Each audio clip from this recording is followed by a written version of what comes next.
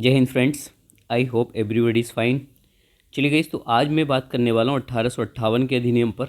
और जितने भी आप देखेंगे, चाहे वो पीसीएस का एग्जाम्स हो, यूपीएससी का प्रीलिम्स हो या फिर आरओ हो, तो यहाँ से ऑलमोस्ट जितने भी एक्ट्स हैं, अगर उनमें से देखे जाएँ तो 4-5 अधिनियम ऐसे जहाँ से सबसे ज़्यादा क्वेश्चन पूछे जाते हैं। जैसे एक अधिनियम पूछा जाता है 1813 का, 1833, 1858, 1909, 1919 और 1935 का। तो ये मूल रूप से 6 अधिनियम हैं। तो उन्हीं 6 अधिनियमों का एक अधिनियम है जो बहुत ही अहम अधिनियम है, 1858 का अधिनियम। अब इस अधिनियम की क्या विशेष बातें हैं बच्चों, उससे संबंधित आपको 2-3 फैक्ट्स याद रखने हैं। जैसे पहली चीज़ तो सर यहाँ से एक पॉइंट आपको यह याद रखना होगा कि ये जो अधिनियम आया था 1858 का, तो इससे पहले एक भारत में और अंग्रेज़ों के बीच एक रिवोल्ट हुआ था जिसको हम 1857 की क्रांति कहते हैं। आपको याद होगा कि सर 10 मई कब कि सर 10 मई 1857 को एक क्रांति हुई थी जिसको हम बोलते हैं 1857 की क्रांति। कहाँ से स्टार्ट हुई थी? मेरठ से। ये कहानी आपने पढ़ी होगी कुछ लाइक दैट इज, ठीक है। तो सर जब 1857 की क्रांति हुई थी, तो क्रांति मतलब एक तरह से एक वॉर, एक युद्ध था जो इंडियंस और ब्रिटिश के बीच हुआ था। अल्टीमेट कहा जाता है कि सर इस वॉर में अंग्रेज़ों को बहुत ज़्यादा हानि हुई और भारतीय जीत जाते यदि पूरा भारत साथ देता। इसमें 2-3 चीज़ें याद रखने के लायक ये हैं। एक तो जो एजुकेटेड पीपल थे, जो शिक्षित वर्ग था, उसने अपने आप को इस क्रांति से दूर रखा। दूसरा, दक्षिण भारत भी पूरी तरह से इसमें शामिल नहीं था। तो उत्तरी भारत के ही गिनी चुनी जगहों से ये रिवोल्ट स्टार्ट हुआ। हालांकि जन्स ने भी इसमें काफ़ी रोल प्ले किया, मतलब आम लोगों ने भी पार्टिसिपेट किया था। तो कहा जाता है कि सर 1857 की क्रांति अंग्रेज़ों के लिए एक बड़ी घटना थी। तो इस घटना के बाद में क्या होता है कि उसके बाद जो कानून आया 1858 का, तो अब उनको ये समझ में आ चुका था कि सर अगर भारत में रहना है अंग्रेज़ों को, तो फिर भारतीयों का ज़्यादा शोषण नहीं कर सकते हैं, बहुत ही प्लानिंग से काम इंडिया में करना होगा। एक कहावत आप अक्सर सुनते होंगे कि दूध का जला भी छाछ फूंक कर पीता है। ठीक, इसका क्या मतलब है? इससे ये मतलब है कि जब 1857 की क्रांति में अंग्रेज़ों से जो फाइट हुई थी इंडियंस की, तो यहाँ से कहीं ना कहीं अंग्रेज डर गए थे एक तरह से। और जो नया आगे जब कानून लेकर आए, तो उन सारी कानूनों की झलक आपको 1858 के अधिनियम में देखने को मिलेगी। तो पहला क्वेश्चन तो यहाँ से यही पूछा जाता है, सर ये 1858 का एक्ट है, इस एक्ट का आपसे पूछा जाता है इसका शीर्षक क्या था। ये कौन सी टाइप के एग्जाम्स में, तो मैं आपको ये बता दूं, केवल ये आपका आईएएस में या पीसीएस में, आरओ लोअर सबऑर्डिनेट, ये अपर जैसे एसआई हो गया है, ऐसे पेपरों में ही पूछे जा सकता है। तो इसका जो शीर्षक रखा गया था, तो उस शीर्षक का नाम था कि act for the better government of India. तो शीर्षक का नाम क्या है बच्चों? Act for the better government of India. तो ये उसका टाइटल रखा गया था, ठीक है बच्चों। इस टाइटल के तहत 2 अगस्त 1858 को यह अधिनियम पारित हुआ। जब यह अधिनियम आया, तो अब एक बात सुनेंगे, इस अधिनियम के क्या क्या प्रावधान देखने को आपको मिलेंगे। तो आप यहाँ से बेसिक चीज़ों में जो डेटा याद रखेंगे बच्चों, तो वो एक तो ये डेटा आपको याद होगा कि पहले इंडिया में कंपनी थी ईस्ट इंडिया कंपनी, इंग्लैंड की ही कंपनी थी, ठीक है बच्चों। तो ईस्ट इंडिया कंपनी का जो शासन था ना, इस 1858 के अधिनियम के तहत क्या कर दिया जाता है? समाप्त। यानी कि कंपनी के शासन को क्या कर दिया गया? शासन को समाप्त कर दिया गया। और फिर भारत के शासन की जो कमांड है वो ब्रिटिश पार्लियामेंट को सौंप दी गई। तो मतलब एक तरह से कह सकते हैं कि कंपनी का, ईस्ट इंडिया कंपनी का शासन क्या कर दिया जाता है बच्चों? समाप्त।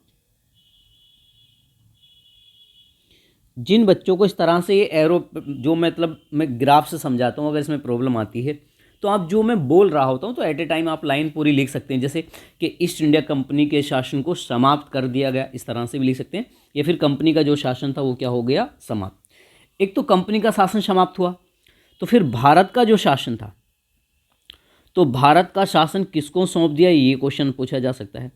तो भारत का शासन सौंपा गया था ब्रिटिश पार्लियामेंट को। तो बी का मतलब है ब्रिटिश, पी का मतलब है पार्लियामेंट।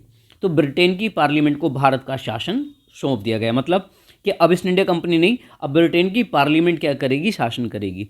तो आपने देखा था कि जब ईस्ट इंडिया कंपनी बच्चों समाप्त हो गई, तो लेकिन कंपनी को चलाने के लिए उस टाइम पर 2 बोर्ड बनाए गए थे, अगर आपको याद होगा बच्चों, ठीक है। कौन कौन से बोर्ड थे सर? एक बोर्ड था बोर्ड ऑफ डायरेक्टर, याद होगा आपको, निदेशक मंडल। निदेशक मंडल का काम यह है था कि कंपनी के सभी व्यापारिक कार्यों के प्रति कानून बनाए, उनकी देखरेख करे, या उसका दायित्व उसके पास सौंपा गया था। तो बोर्ड, जब कंपनी ही नहीं रही तो बोर्ड ऑफ डायरेक्टर का क्या होता? तो साहब बोर्ड ऑफ डायरेक्टर को भी क्या कर दिया जाता है? समाप्त कर दिया गया। एक और बोर्ड बनाया गया था कंपनी के शासन को चलाने के लिए, उसका पॉलिटिकल मैटर को देखने के लिए। उस बोर्ड का नाम था बोर्ड ऑफ कंट्रोल, जिसमें स्टार्टिंग में 6 सदस्य थे, याद होगा। तो सर इसको भी क्या कर दिया गया? समाप्त। तो सवाल क्या क्या क्वेश्चन आपसे पूछे जा सकते हैं कि भारत से कंपनी के शासन को समाप्त किस अधिनियम के तहत किया गया था? तो भारत से ईस्ट इंडिया कंपनी के शासन को समाप्त किया गया 1858 के अधिनियम के तहत। ये अहम क्वेश्चन है यहाँ पे। दूसरा कि जब कंपनी का शासन समाप्त कर दिया गया तो भारत के शासन की जो कमांड है वो किसको सौंप दी गई? ब्रिटिश पार्लियामेंट को सौंप दी गई। कंपनी को चलाने वाले 2 बोर्ड थे, 2 निकाय थी, 2 आपकी संस्था थी, एक बोर्ड ऑफ डायरेक्टर और एक बोर्ड ऑफ कंट्रोलर। सर इन दोनों को भी क्या कर दिया जाता है बच्चों? यहाँ से भारत से समाप्त कर दिया गया। क्या ये बात समझ में आ गई यहाँ पे? एक और चीज़ समाप्त पे, यहीं पे एक पॉइंट मैं बता दूं, ये तथ्य आप नोट करके लिख लेंगे, मैं आप ऐसे याद रख लेना। ईस्ट इंडिया कंपनी समाप्त कर दी गई, बोर्ड ऑफ डायरेक्टर समाप्त, बोर्ड ऑफ कंट्रोलर समाप्त। तो भारत का उस टाइम पर जो सम्राट था तो वो मुगलों को कहा जाता था। ठीक है बच्चों, भारत का जो राजा सम्राट हुआ करता था तो वो मुगल सम्राट होते थे। इसीलिए क्या कर दिया गया? मुगल सम्राट का जो पद था वो भी भारत से क्या कर दिया जाता है? समाप्त। तो ये पॉइंट भी आपको याद रख लेंगे कि सर मतलब आज के बाद में ये कह दिया गया कि कोई भी सम्राट नहीं होगा, कोई मुगल सम्राट नहीं होगा। तो भारत से मुगल सम्राट का पद ये भी क्या कर दिया गया? समाप्त। ठीक। एक क्वेश्चन यहीं से पूछ लिया जाता है, जबकि वो इतिहास का क्वेश्चन है, पॉलिटिक्स से रिलेटेड समझा देता हूँ। क्वेश्चन आ सकता है कि सर अंतिम मुगल शासक कौन था? ठीक है, तो अंतिम मुगल शासक यदि आपसे पूछा जाए तो उनका नाम था बहादुर शाह जफर द्वितीय। बहादुर शाह जफर। तो बहादुर शाह नाम था, जफर की उपाधि थी, और बहादुर 2 हुए तो ये मतलब एक और हो चुका था, तो बहादुर शाह जफर द्वितीय हो गए। एक शायर थे ये, और यहाँ से इनको दिल्ली से क्या कर दिया गया था? अंग्रेजों ने गिरफ्तार करके इनको ले गए रंगून। रंगून कहाँ पड़ता है वर्तमान में? बर्मा या म्यांमार में। और वहीं पर इनकी आज भी कब्र भी कहाँ पर है? बर्मा में ही है। ठीक है, यहाँ से पॉइंट्स भी आप याद रख लेंगे। तो आपने कहानी ये सीखी सर, भारत से सम्राट, जो मुगल सम्राट था उसका पद भी समाप्त हो गया, कंपनी भी समाप्त हो गई है। ठीक है, और भारत के शासन की कमांड किसको सौंप दी गई है? ब्रिटिश पार्लियामेंट को। अब एक काम ध्यान से सुनो, हमने ये देखा सर इंडिया से क्या किया गया, पूरी तरह से ईस्ट इंडिया कंपनी का जो शासन था सर, ये शासन तो हो गया समाप्त। ठीक है भाई, शासन क्या कर दिया गया? समाप्त कर दिया। ये आपने देखा, जब शासन यहाँ से कंपनी का तो शासन समाप्त हुआ, लेकिन भारत का जो शासन था वो आपको जैसे मैंने बताया ये किसको सौंपा गया था? तो ब्रिटिश पार्लियामेंट को। लेकिन अब यहाँ पर 2 दावेदार हैं, एक तो ब्रिटेन का सम्राट है, एक ब्रिटिश सम्राट। दूसरा जो मतलब शासन सौंपा गया था तो ब्रिटेन की संसद को सौंपा गया, पार्लियामेंट को। ठीक है, तो उस टाइम पे जो ब्रिटेन की जो ब्रिटेन का सम्राट था तो वो थी महारानी विक्टोरिया। कौन थी बच्चों? महारानी विक्टोरिया। महारानी विक्टोरिया। ये क्वेश्चन कई बार पूछा जा चुका है कि 1857 की क्रांति के समय ब्रिटेन का सम्राट या राजा कौन था? तो वो महारानी विक्टोरिया थी। इसका मतलब है अब भारत के शासन की कमांड एक तरह से ब्रिटिश सम्राट महारानी विक्टोरिया के पास चली गई, और ब्रिटिश पार्लियामेंट की तरफ से जो संसद है, तो संसद में कहाँ पर वहाँ का जो हेड होता है वो वहाँ का प्रधानमंत्री होता है ब्रिटेन का। तो उस समय ब्रिटेन का जो प्रधानमंत्री था उसका नाम था पार्मिस्टन। क्या नाम था बच्चों? पार्मिस्टन। तो ये वहाँ का ये क्वेश्चन भी पूछा जा चुका है कि 1857 की क्रांति के समय इंग्लैंड का प्रधानमंत्री कौन था। तो अब इसका मतलब ये है संसद की तरफ से तो पार्मिस्टन और सम्राट की तरफ से महारानी विक्टोरिया, तो ये दोनों मिलके अब क्या करेंगे बच्चों? भारत का शासन संभालेंगे। ठीक है, चलिए तो आगे समझते हैं बच्चों। ठीक है, इस तरह से दोनों संभालेंगे। अब एक कहानी सुनिए, वो पॉइंट्स यहाँ से ये है। अब ऐसा तो है नहीं कि जो महारानी विक्टोरिया वो स्वयं आके इंडिया के सारे शासन को खुद से देखेगी। तो कार्य क्या किया गया बच्चों? तो ब्रिटिश जो कैबिनेट है, ऐसे समझो, जो ब्रिटिश मंत्रिमंडल था, मंत्रिमंडल, अगर किसी को ये तथ्य ना समझ में आए तो आप ऐसा समझ लेना, ब्रिटेन की जो वहाँ पे जो मंत्री बनाए जाते होंगे उनका समूह, उसको कह दिया गया ब्रिटिश मंत्रिमंडल। तो इस ब्रिटिश मंत्रिमंडल में क्या किया जाता है बच्चों, तो इसमें एक नया पद सृजित किया गया। सृजित का मतलब है शुरू किया गया, ठीक। तो एक तो नया पद शुरू कर दिया गया, कहाँ पे, ब्रिटिश मंत्रिमंडल में, मतलब एक नया मंत्री बना दिया गया वहाँ पर। ब्रिटेन के जो वहाँ पे आपके मेंबर्स होंगे पार्लियामेंट के, उन्हीं पार्लियामेंट मेंबर्स में से एक नया मंत्री बनाया गया है। अब ये जो नया पद बनाया गया है, तो ये जो न्यू पद है बच्चों, इस पद से रिलेटेड क्वेश्चन आपसे पूछा जाएगा। तो पहला पॉइंट देखेंगे, तो ये जो पद था, इस पद का नाम रखा गया कि secretary of the state for India. Secretary of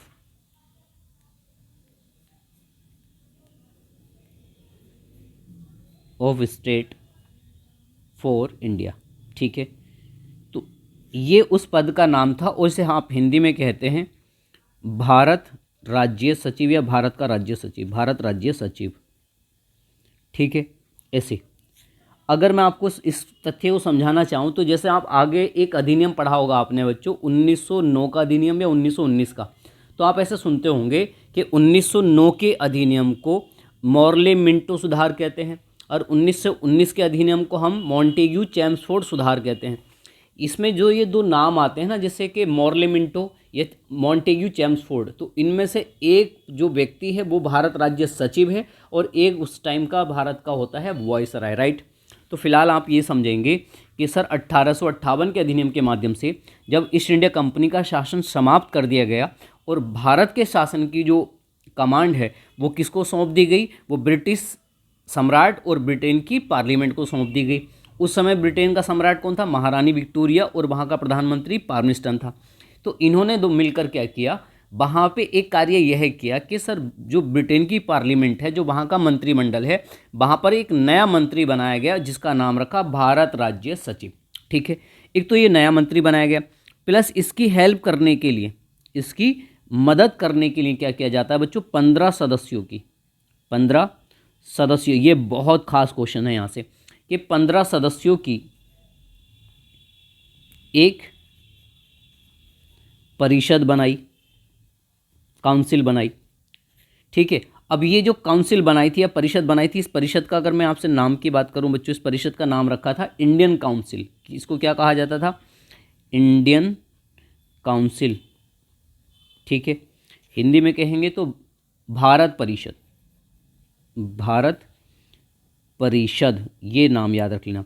एक परिषद भारत में हुआ करती थी, लेकिन वो गवर्नर जनरल की परिषद थी, जिसका गठन कब किया गया था, 1773 के अधिनियम के माध्यम से। आपको याद होगा, यदि 1773 का अधिनियम आपने पढ़ा होगा, ठीक। नेक्स्ट, तो इंडियन काउंसिल बनाई गई, कितने सदस्यों की है, 15 सदस्यों की ये परिषद सर बनाई गई थी, ठीक है बच्चों। एक और अहम कार्य, सबसे ज़्यादा पूछे जाने वाला, अगर आपका किसी वनडे एग्जाम्स की प्रिपरेशंस में हो, तो जो फैक्ट 1858 से पूछा जाता है, तो इसके माध्यम से यह कार्य किया गया कि जो उस टाइम पे संपूर्ण भारत का जो गवर्नर जनरल होता था ना बच्चों, तो इस गवर्नर जनरल का पदनाम, अब इसका जो पदनाम है ना, वो दो नाम हो गए। क्या क्या पदनाम हो गए, देखो बच्चों, इसी गवर्नर जनरल को एक तो अब आप कहेंगे क्या, वॉइसराय, लेकिन साथ साथ में आप इसको गवर्नर जनरल भी कहेंगे। दोनों में अंतर अगर मैं आपको समझाना चाहूँ तो आप ऐसे समझ लेना बच्चों, कि जब भारत का जो गवर्नर जनरल होगा, जैसे मैं आपको बता दूं उस टाइम पे गवर्नर जनरल था कौन, उस टाइम पे जो भारत का गवर्नर जनरल था, उस व्यक्ति का नाम था बच्चों लॉर्ड कैनिंग। कौन था, लॉर्ड कैनिंग, ठीक है। आप इस कहानी से समझ लेना, लॉर्ड कैनिंग था, ठीक, ऐसा समझ लो। अब जो कैनिंग है, तो यही कैनिंग वॉइसराय भी है, और कैनिंग क्या है बच्चों, गवर्नर जनरल भी है। तो वॉइसराय का मतलब क्या होता है, सम्राट का प्रतिनिधि, सम्राट का प्रतिनिधि। तो सम्राट के प्रतिनिधि के रूप में यदि अगर गवर्नर जनरल कार्य करेगा, तब उसको कहा जाएगा वॉइसराय, ठीक। और वॉइसराय का कार्य क्या रखा गया था, यानी कि सम्राट के प्रतिनिधि के रूप में गवर्नर जनरल क्या कार्य करता था, यदि आपसे ये क्वेश्चन पूछा जाए। ये क्वेश्चन ऑलरेडी आए हैं बच्चों, अलग अलग एग्जाम्स में मिल जाएंगे आपको, सभी एग्जाम्स में पूछे गए हैं, क्योंकि 1858 का नियम बहुत खास है। तो अगर इसके कार्यों की बात करूं तो भारत के जो राजा होते थे उनसे बातचीत या संधि करता था वो, यानी कि एक तरह से लिख सकते हैं हम यहाँ पे भारतीय राजाओं से एक तो बातचीत करता था, यानी कि वार्ता कम्युनिकेशन करता था, या फिर उनसे क्या कर सकता था, कोई संधि। ठीक है, लाइक दैट इज। जैसे आपने पढ़ा होगा कि लॉर्ड डलहौजी जब आया था तो उसने क्या किया था, एक डॉक्ट्रिन ऑफ लैप्स यानी कि राज्य हड़प नीति अपनाई थी। ठीक है, तो उससे पहले भी अलग अलग ऑफिस रखते थे, राजाओं से बातचीत करते थे जनरली। तो भारतीय जो राजा हैं उनसे अगर कॉन्वर्सेशन करना है या फिर उनसे कोई ट्रीटी या संधि करनी है, तो ये संधि जो करेगा गवर्नर जनरल, तो वो किसके रूप में, वो सम्राट के प्रतिनिधि, और सम्राट के प्रतिनिधि के लिए क्या शब्द यूज़ किया जाता है, वॉइसराय। ठीक है बच्चों, एक तथ्य तो ये। तो यहाँ से सवाल क्या आ सकता है आपसे, क्वेश्चन ये पूछा गया था कि भारत का पहला वॉइसराय कौन है। क्वेश्चन क्या पूछा था कि भारत का पहला वॉइसराय। तो ये क्वेश्चंस इतनी बार पूछा जा चुका है, अल्टीमेट टाइम्स पूछा जा चुका है, अल्टीमेट टाइम्स, कि भारत का पहला वॉइसराय तो कौन होगा सर, लॉर्ड कैनिंग ही होगा, लॉर्ड कैनिंग, लॉर्ड कैनिंग। ठीक है बच्चों, तो लॉर्ड कैनिंग भारत का पहला वॉइसराय बनेगा इस तरह से। और यदि हमसे पूछा जाए सर गवर्नर जनरल के रूप में इसका काम क्या था, तो ये ब्रिटिश जितने भी प्रांत थे उनकी देखभाल करना, यानी कि ब्रिटिश प्रांतों की देखभाल करना। इसीलिए आप कभी कभी क्या पाते हैं कि 1858 के अधिनियम के बाद में कहीं पर उसके लिए बुक्सों में अलग अलग डिफरेंट बुक्स में कहीं पर वॉइसराय लिखा हुआ मिल जाता है और कहीं पर हमें गवर्नर जनरल लिखा हुआ मिल जाता है। इसका मतलब है वॉइसराय और गवर्नर जनरल दोनों एक ही व्यक्ति हैं और ये दोनों टाइटल अब साथ साथ चलेंगे। ठीक है, ऐसा नहीं कि गवर्नर जनरल का पद समाप्त करके हमने वॉइसराय बनाया है। आई होप आप ये बात समझ गए होंगे। यहाँ पे एक और आपको मैं यहाँ से समझा रहा हूँ, देखो जो कि जब सर 1858 का एक्ट आया था, 1858 का जब एक्ट आया तो इस एक्ट के माध्यम से बहुत सारे वायदे किए थे ब्रिटिश गवर्नमेंट ने। ठीक है, क्या क्या वायदे किए हैं वो बता दूं मैं आपको, क्या क्या प्रोमिसेस हैं। देखो गाइस, तो ये सारे पॉइंट मैंने यहाँ पे लिखे हैं, अब मैं आपको यहाँ से समझा देता हूँ। ठीक है, जैसे मान लो कि सर पहला उन्होंने क्या प्रोमिस किया था 1858 के अधिनियम के माध्यम से। इन्होंने कहा देखो भी भारतीयों, हम क्या करेंगे, एक तो जितने भी इंडियंस हैं जो सिविल सेवा में आना चाहते हैं तो हम उन सबको कैसा दर्जा देंगे, समानता का अधिकार देंगे, वो भी बिना भेदभाव के। ठीक है बच्चों, एक तो प्रोमिस यही किया था, यानी कि कोई भी भेदभाव नहीं किया जाएगा किसी भी भारतीय के साथ में। ठीक, दूसरा प्रोमिस उन्होंने ये किया भाई भारत की जनता के लिए क्या किया जाएगा, एक तो एजुकेशन सिस्टम को बढ़ाया जाएगा, दूसरे क्या जाएंगे उन लोगों को जॉब के लिए नए नए अवसर उनको उपलब्ध करवाए जाएंगे इंडियंस के लिए। ठीक है, ये प्रोमिस भी किसने किया था। ये सारे प्रोमिस के बारे में अभी मैं लास्ट में एक पॉइंट समझाऊंगा, उससे समझिए। एक्चुअली हुआ ये कि जो 1858 का अधिनियम था ना, इस अधिनियम का जो वहाँ से प्रावधान आया था वो प्रावधान पढ़ा था लॉर्ड कैनिंग ने, कहाँ पर, इलाहाबाद में पढ़ा था 1 नवंबर 1858 को। इस प्रावधान को कहा जाता है महारानी विक्टोरिया का घोषणा पत्र। तो महारानी विक्टोरिया के घोषणा पत्र में क्या क्या प्रोमिस लिखे हुए थे ये मैंने आपको बताया। एक प्रोमिस तो ये था कि भाई कोई भी इंडियंस अगर सिविल सेवा में जाना चाहता तो उनके साथ में कोई भेदभाव नहीं किया जाएगा। दूसरा प्रोमिस क्या किया था कि जो इंडियंस हैं उनके लिए एजुकेशन सिस्टम को बढ़ाया जाएगा, प्लस उनको जो जॉब्स में नए नए अवसर प्रदान किए जाएंगे, दो प्रोमिस किए। तीसरा प्रोमिस उन्होंने यह किया कि भाई जो ब्रिटिश की जो आइडियोलॉजी रही थी स्टार्टिंग से ही, कि वो चाहते थे कि हमारा जो साम्राज्य है ना वो बहुत बड़े, मतलब शुरुआत में उनका अधिकार केवल कहाँ पे था, मान लो बम्बई था, फिर मद्रास था, फिर बंगाल पे हो गया, और फिर धीरे धीरे वो अपने क्षेत्र को बढ़ा रहे थे। तो यहाँ पर एक प्रोमिस ये है किया कि ब्रिटिश राज का जो क्षेत्र विस्तार है इसको क्या कर दिया जाएगा, सब रोक दिया जाएगा। मतलब जितना भी एरिया या जितने क्षेत्र पे ब्रिटिश का कब्जा ऑलरेडी है उसी पर शासन किया जाएगा, लेकिन और क्षेत्रों पर अधिकार नहीं किया जाएगा। तीसरा प्रोमिस उन्होंने ये किया कि भारतीय जितने भी राजे या रजवाड़े हैं तो उनकी स्थिति यथा मतलब जैसी है वैसी ही बनी रहेगी और उनके पदों का क्या किया जाएगा, सम्मान। इसका मतलब ये है कि पहले क्या कर रहे थे मतलब जो ब्रिटिश गवर्नमेंट थी, एक उदाहरण देकर समझाऊं, जैसे मान लो 1856 के टाइम पे एक घटना आपको देखने को मिली थी अवध से रिलेटेड। अवध जो लखनऊ का आसपास वाला क्षेत्र है, तो यहाँ पर लखनऊ में एक उस टाइम के नवाब हुआ करते थे, उनका नाम था बाजिद अली शाह। ठीक, उनकी बीवी थी जिनका नाम था बेगम हज़रत महल। ठीक है बच्चों। अब बाजिद अली शाह क्या था, इन पे एक आरोप लगाया अंग्रेज़ों ने कि ये सही से शासन नहीं कर रहे हैं, इसलिए काम कर लेते हैं, इनका पूरा क्षेत्र छीन लेते हैं, इनका पूरा साम्राज्य हड़प लेते हैं। तो कुशासन का आरोप लगा दिया गया उन पे और उनके साम्राज्य को छीन लिया गया। वैसी राज्य हड़प नीति लेकर आए थे अंग्रेज। आपने पढ़ा होगा कि या सुना होगा कि जो झांसी की रानी थी, ठीक, तो उनके हस्बैंड थे गंगाधर राव, उनकी डेथ हो जाती है और इनकी अपनी कोई संतान थी नहीं। तो उन्होंने क्या किया था, एक बच्चे को गोद लिया हुआ था। तो हड़प नीति में ऐसा कहा गया था कि यदि किसी राजा की अपनी खुद की संतान नहीं होगी तो उसके क्षेत्र पर भी अंग्रेजों का अधिकार होगा। तो इस तरह से वो अपने क्षेत्र को बढ़ा रहे थे। इसीलिए उन्होंने ये कहा था, एक तो हम क्षेत्र को नहीं बढ़ाएंगे, दूसरा क्या करेंगे, हम जितने भी राजा हैं उनकी स्थिति बनी रहेगी, हम उन पर कोई किसी भी तरह का उन पर इंटरफेयर नहीं करेंगे और उनके पदों का सम्मान करेंगे। तो मैं आपको बता दूं, अपने जितने भी प्रोमिसेस किए थे ना ब्रिटिश गवर्नमेंट ने, केवल यही पूरा किया, बाकी ऊपर के ये जो 3 हैं वो भी पूरे नहीं किए, और ये जो नीचे मैंने लिखा कि अभी जेलों में बंद भारतीयों को रिहा कर दिया जाएगा, ये भी उन्होंने पूरा नहीं किया। लेकिन ये सारे प्रोमिसेस ब्रिटिश ने उस टाइम पर किए थे। और यहाँ से एक अंतिम जो क्वेश्चन पूछा जाता है वो क्वेश्चन ये है कि 1858 का जो ये एक्ट था, इस एक्ट को किसने पढ़ा है और कहाँ पे पढ़ा था। तो मैं आपको बता दूं, और इसको एक तो कहा जाता है महारानी विक्टोरिया का घोषणा पत्र है। ठीक है, तो या तो 1858 का घोषणा पत्र कह देंगे इसको हम, घोषणा पत्र। ठीक, तो इसको पढ़ा है कैनिंग ने। ठीक है बच्चों, कैनिंग ने पढ़ा। कहाँ पर पढ़ा था, इलाहाबाद में। तो इलाहाबाद में पढ़ा है। कब पढ़ा था यदि ये पूछा जाए तो सर 1 नवंबर 1858 को पढ़ा था। यहाँ से ये सारे क्वेश्चन पूछे जाते हैं। तो आई होप 1858 का आपको ये अधिनियम समझ में आ गया होगा बच्चों। तो अब हम इसके नेक्स्ट वीडियो में पढ़ेंगे इससे आगे के अधिनियम।